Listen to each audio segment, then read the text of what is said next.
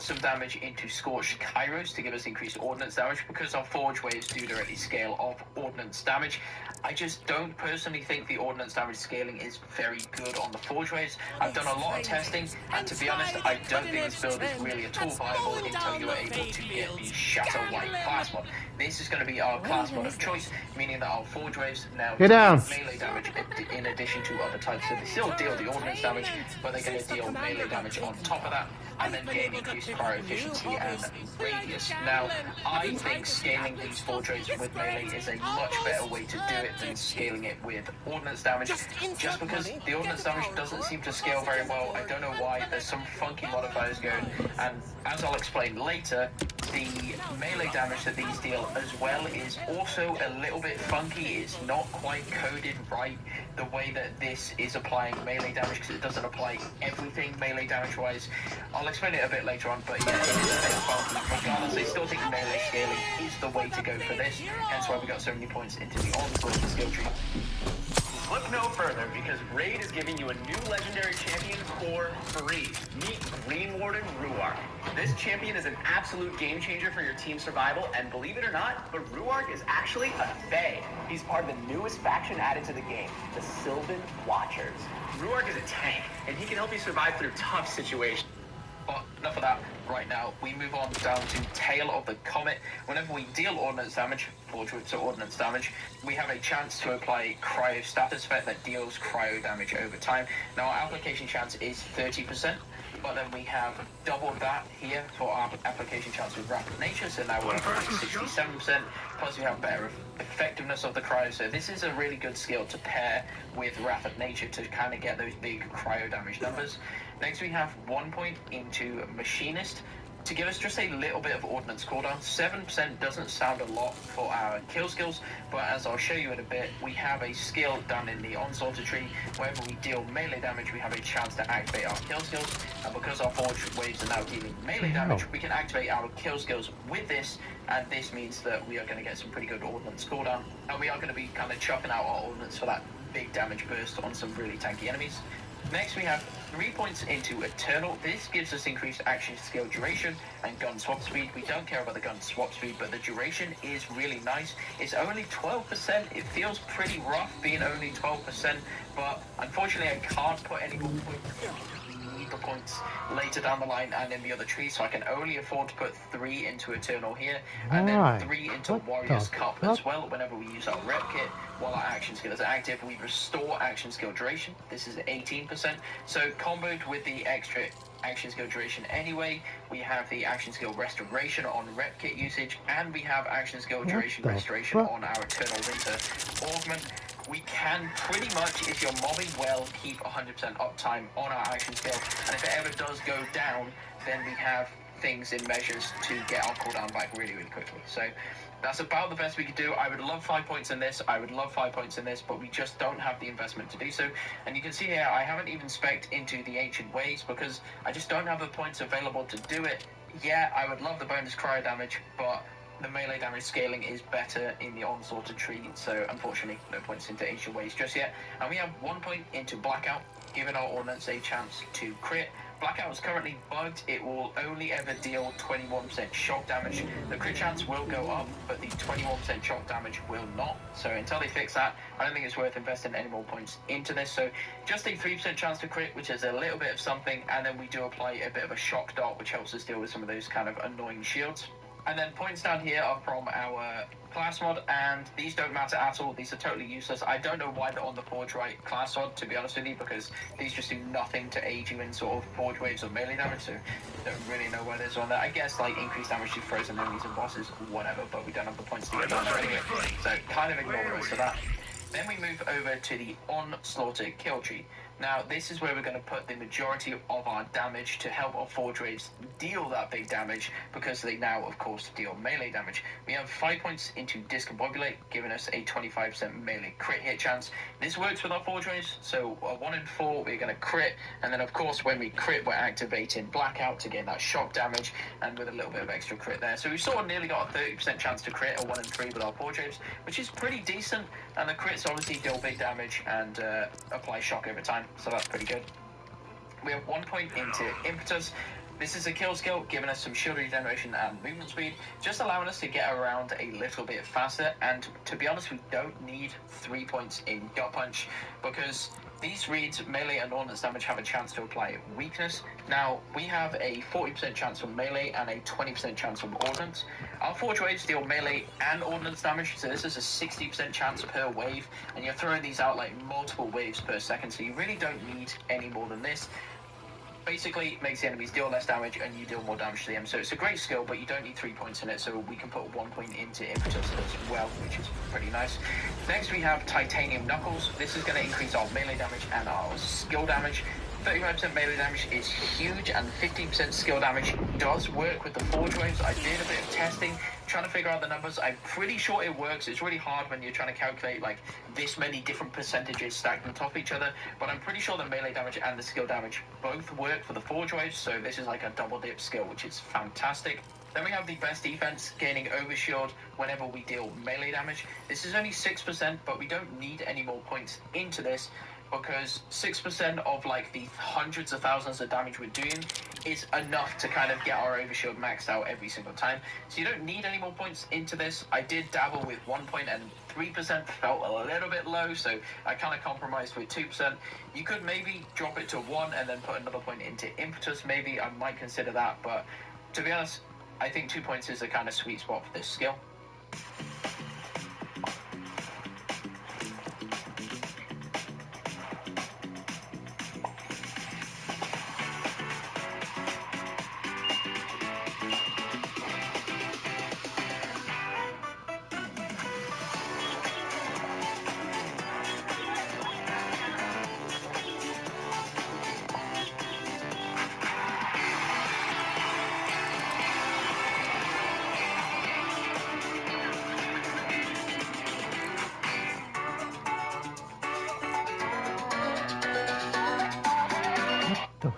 And then next we are over into the left-hand tree, putting points into Berserk. Luckily my class mod has rolled with +2 in Berserk, and I don't know whether this class mod can roll like +5 into Berserk. That would be absolutely nuts. If you can get a +5 Berserk roll on the Shatter White class mod, that is insane. I don't know if it can, I've never personally seen it, but Berserk is an incredible skill, meaning that whenever we activate our Forge skill, which we will be doing at the start of every fight, then we're going to become Berserk for a duration, slow immunity, and deal bonus cryo damage with guns, and importantly, melee damage. Now, our Forge Whips scale of melee damage, so they are going to get this bonus applied to them, but I don't think that There Is Only Red is working with this. It seems to be that the bonus cryo damage that we get on our melees is only ever 42%. From the testing that I've done, it doesn't look like There Is Only Red, which should, on kill skill, restore the duration of our Berserk, which it does, and increase the bonus cryo damage from Berserk by 60% per kill, up to 600% bonus damage. Now, this is not getting applied to our Forge Whips. I don't know why the base of Berserk is that base cryo damage 42%, but the additional sort of 600% maximum increase after all of our stacks in There Is Only Red doesn't work with the Forge Whips, which is a little bit annoying. I think it should, because it is melee damage, and that does apply from Berserk, but it's not, for whatever reason, whatever janky spaghetti code that this game has got, it's not working. However, it doesn't really affect us too much, because most of the time I want to leave her door open to air it out in there, but I have to have the... this ridiculous damage for the modding, but then this damage comes into effect, we can do shield. You have that baby gate, you have that gate that's in the that gray one. Or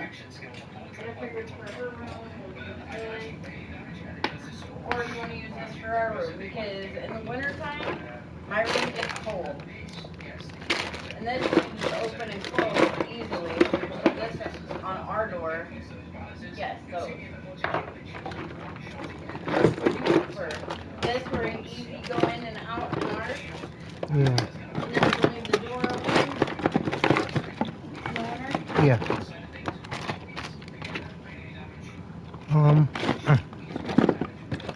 All I see is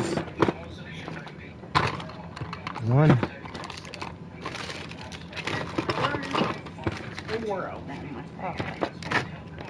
Where was that one at? Just laying right there. Alright, I'll look and see if I can find it. So this stuff I'm going to take into her room because that's for hers. That's alright, I'll figure it out. We need to go through this anyway. But not tonight.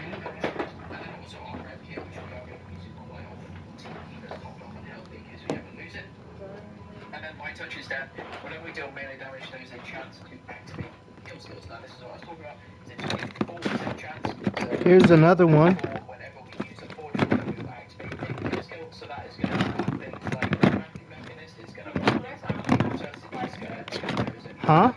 combination. So all these ways to kind of keep Here's another one. active and wrap them Right up here.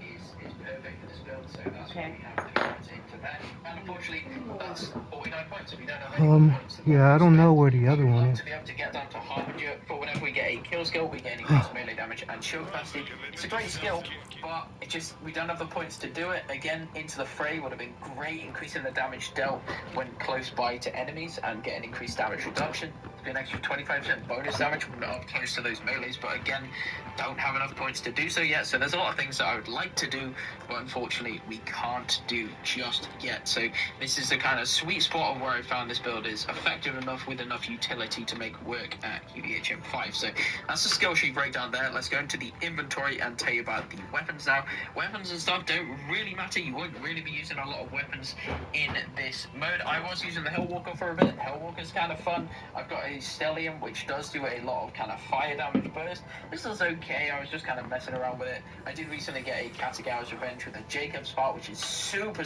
fun. If you haven't seen this weapon, normally it just like whenever you hit an enemy, it will shoot out these shock orbs that shock the enemy. But then you can do things like crit with it, and then the crits will bounce to the other enemies, and then you have like ridiculous shock orbs just like all around the place when our crits are bouncing towards other enemies. So it does get pretty insane and it's super fun, but it's not really a place in this build anyway. Regardless, I just got it and it was cool. So the weapons don't really matter, and then we get into the really important things, which are things like our class mods and rep kits. We have the triple bypass. This drops from the back hive down here in the Fade Fields. This is a really good class mod and can roll with a lot of the different kind of class mod anoints. I got really lucky on this one and got hard hitter, meaning that on use it grants increased melee damage dealt by 40% for 10 seconds. We pretty much use this every 10 seconds, so it's like a constant 40% melee damage boost. The thing about this rep kit, which is so good, is it has recharges, and there's a 30% chance to replenish a charge on kill. Now, obviously, we have Warrior's Cup. Whenever we use our rep kit, we get action skill duration restoration, so this is going to help keep that topped off. And with the 3 charges and getting all those kills, it does work out that you do have your rep kit up quite a lot, and you're able to keep everything sustained. Unfortunately, this replenisher charge on kill doesn't count as a kill skill, so we can't activate this by just dealing melee damage with My Touch is Red. But even without that, it's still really good, and you have a lot of uptime with this here. Next, we have the Slippy Grenade. This drops from... My husband used to ejaculate prematurely until this. You know you don't have to come all the way to the pharmacy to get your script, right? There's a more private option. What is it? Here, just fill out this online intake form on your phone. Oh, HIMS. Yep, it's through him. Why my husband was prescribed